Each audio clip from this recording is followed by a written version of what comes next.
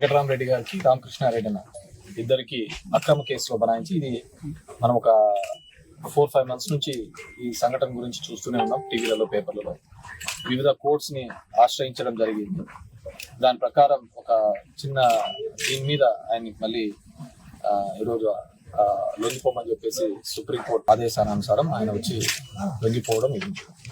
Overall గా మనం ఈ 18 నెలల కూటమి పరిపాలన చూస్తే ప్రతి ఒక్కటి కూడా దొంగ కేసులు పెట్టుకుంటా అక్రమ నిర్బంధాలు చేసుకుంటూ వచ్చినారు. దానికి ఇంతకుముందు కూడా గోవర్ధన్ అన్న కలవడానికి వచ్చినప్పుడు కూడా దగ్గర దగ్గర అన్న మీద 6 కేసులు ఇదే విధంగా దొంగ పెట్టింటే ఇప్పుడు 16 కేసులు పెట్టినట్టున్నారు అన్న. ఇప్పుడు సిబిఐ కోర్టు కూడా సిబిఐ కావాలి దీని మీద ఇన్వెస్టిగేషన్ చేయడానికి అని కూడా అప్పీల్ చేయడం జరిగింది, హైకోర్టుకి అప్పీల్ చేయడం. ఇది ఒక బ్యాడ్ కల్చర్ తీసుకొని రావడం జరుగుతుంది ఈ ఆంధ్రప్రదేశ్ లో కూటమి ప్రభుత్వం.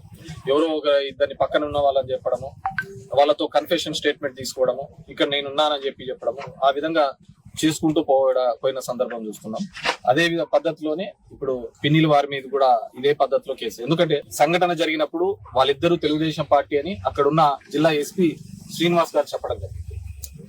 దాని తర్వాత మళ్ళీ వీళ్ళిద్దరినీ కూడా ఎవరితో వాళ్ళ సొంత ఊర్లో ఉన్న సర్పంచ్ తో మాట్లాడారని ఒక అక్రమ కేసు కట్టడం. ఇదే పల్నాడులో మాచర్లలో 10 రోజుల కిందట ఒక డబుల్ మర్డర్ జరిగింది. రోజు ఒక కేసు జరుగుతూనే ఉంది, ఒక డబుల్ మర్డర్ జరిగింది. నాకు తెలిసి వీళ్ళు కన్నా జైలుకు పోకపోయింది, బయట ఉండింటే దాంట్లో కూడా వీళ్ళని ముద్దాయిలుగా చేసేవారు. వాళ్ళు జైల్లో ఉన్నారు కాబట్టి ఆ కేసులో నిందితులుగా కాలేదు, లేకుంటే దాంట్లో కూడా వాళ్ళను ముద్దాయిలుగా చేసేవాళ్ళు. ఈ రోజు రాష్ట్రంలో ఎక్కడా లేని విధంగా ఒక బ్యాడ్ కల్చర్ తీసుకొని వస్తున్నారు, కన్ఫ్యూజన్ తీసుకొని రావడం జరిగింది. అదే చంద్రబాబు నాయుడు కేసులో చూస్తే లిక్కర్ కేసులో వాసుదేవ్ రెడ్డి అనే అతను కంప్లైంట్ పెట్టారు. అదే వాసుదేవ్ రెడ్డి అనే అతను మా మీద పెట్టిన దానిలో ముద్దాయి, అతన్ని అప్రూవల్ అయిపోతాడు. చంద్రబాబు కేసులో మాత్రం అతన్ని చూస్తే ఇది ఫ్యాక్ట్స్ లేవనో ఏది ఏమన్నది మిస్టేక్ ఆఫ్ ఫ్యాక్ట్స్ అని చెప్పేసి మళ్ళీ కోర్టులో సబ్మిట్ చేసి చంద్రబాబు నాయుడు గారికి రిలీఫ్. అంటే ఒక అతను ముద్దాయిగా ఉన్నాడు, అతనితోనే మళ్ళీ స్టేట్మెంట్ ఇప్పిస్తారు చంద్రబాబు. అంటే గవర్నమెంట్ ఫంక్షన్స్ ఏ విధంగా జరుగుతారో అర్థం చేసుకోండి. అదే కేసులో దగ్గర 155 మంది సాక్షులను విచారించినారు. 18 మందితో 164 స్టేట్మెంట్ తీసుకున్నారు. ఇవన్నీ కూడా లీగల్ గా ఉన్నా గానీ చాలా బరి తెగించింది. అంటే దీన్ని ఏమంటారంటే విక్టోరియా ఎరాల విక్టోరియా డెకోర్టిన్ అంటారు. ఆ టైంలో ఏం జరిగిందంటే కింగ్ నో రాంగ్ అంటారు, కింగ్ ఈజ్ నో రాంగ్ అంటారు. అంటే మొనార్కీ టైంలో అతను ఏమి చేసినా గానీ కరెక్ట్ గా ఉంటాది అనే పద్ధతి ఈ రోజు ఈ రాష్ట్రంలో తీసుకొని రావడం జరుగుతుంది. It's very bad sign. ఎందుకంటే ఇలాంటివి అలవాటు చేసుకుంటూ పోతూ ఉంటే ఖచ్చితంగా నెక్స్ట్ వచ్చే వాళ్ళు ఇబ్బంది పడతారు. ఈరోజు మీరు చూసినారంటే గోవర్ధన్ అన్న ఇంతకుముందు 10 రోజులకు ఒకసారి ప్రెస్ మీట్ పెట్టేవాళ్ళు, ఈరోజు వారానికి 2 సార్లు పెడతారు.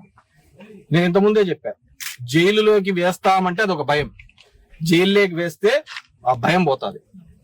మీరు మా నాయకులను అందరినీ కూడా పర్ఫెక్ట్ గా కూడా లీడర్లుగా యోధులుగా తయారు చేస్తున్నారు. కేసులు పెడతాము అని చెప్పేసి ఒక భయంతో పాటు దొంగ కేసులు పెట్టి వాళ్ళను యోధులుగా లీడర్లుగా చేసి వాళ్ళు ఖచ్చితంగా అంతకు 3 రెట్టింపుతో ఫైట్ చేస్తున్న సందర్భం ఈ రోజు ఖచ్చితంగా ఎక్కడైనా చూడండి. పిన్నిల రామకృష్ణారెడ్డి వాళ్ళు కూడా ఈ దీనిలో మళ్ళీ త్వరలోనే బయటకు వస్తారు, బెయిల్ ద్వారా బయటకు వస్తారు. ఈ ఎన్ని రోజులు పెడతాము ఏంది అనేది కాదు, వి గాట్ ఇమ్యూనిటీ. దీనికంతా భయపడే కాలాలు పోయినాయి. ఇప్పటికైనా గాని ఈ ప్రభుత్వం ఈ దశగా అడుగులు వేయడం మానుకోవాలి. అందరూ అనుకుంటా ఉండొచ్చు మళ్ళీ నెక్స్ట్ ప్రభుత్వం వస్తే ఇట్లాగే దొంగ కేసులు కడతాది, అంతకు మించి ఉంటది. జగన్మోహన్ రెడ్డి యొక్క 2.0 అనేది ఆ భయం అంటే ఏ విధంగా అక్రమాలు చేయడానికి మళ్ళీ భవిష్యత్తులో భయపడే విధంగా ఉంటది. కాబట్టి ఖచ్చితంగా ఆలోచించుకోండి. ఉద్యోగస్తులు, ఆఫీసర్లు అందరినీ కోరుకోవడం, మీకేదో పైన ప్రెషర్ ఉంది, కేవలం ఒక 4 నెలలు లోపల పెట్టండి వాళ్ళు సాటిస్ఫై అవుతారు అనే పద్ధతిలో కేసులు కట్టుకుంటా పోతే ఇది ఖచ్చితంగా మీకే తిరుక్కుంటుంది. ఎందుకంటే we are seeing n number of officers. ఈ రోజు చాలా మంది ఆఫీసర్స్ పోస్టింగ్ లేకుండా ఏ విధంగా ఇబ్బంది పెట్టి వాళ్ళ మీద క్రిమినల్ కేసులు కూడా కడుతున్నారు. సో ఇది ఖచ్చితంగా మనం చేసిన ఏదైనా ఉంటే అది మళ్ళీ కూడా బౌన్స్ బ్యాక్ అయ్యే ప్రమాదం ఉంటుంది. కాబట్టి డెఫినెట్ గా ఏదైతే కరెక్ట్ గా ఉంటుందో ఆ పద్ధతిలో పోవాల్సిందిగా మీ అందరినీ కూడా ఇక్కడ ఈ సందర్భంలో కోరుతున్నాము. డెఫినెట్ గా పిన్నిలి బ్రదర్స్ మరింత ధైర్యంగా ముందుకు వచ్చి పార్టీ యాక్టివిటీస్ లో పార్టిసిపేట్ చేస్తారు, ఖచ్చితంగా పార్టీకి అండగా నిలబడతారు. వారందరికీ కూడా వైఎస్ఆర్ కాంగ్రెస్ పార్టీ ఎవరినైతే ఈ విధంగా ఇబ్బంది పడుతున్నారో వాళ్ళ కుటుంబాలకు వాళ్ళకు అందరికీ కూడా వైఎస్ఆర్ కాంగ్రెస్ పార్టీ అండగా నిలుస్తుంది.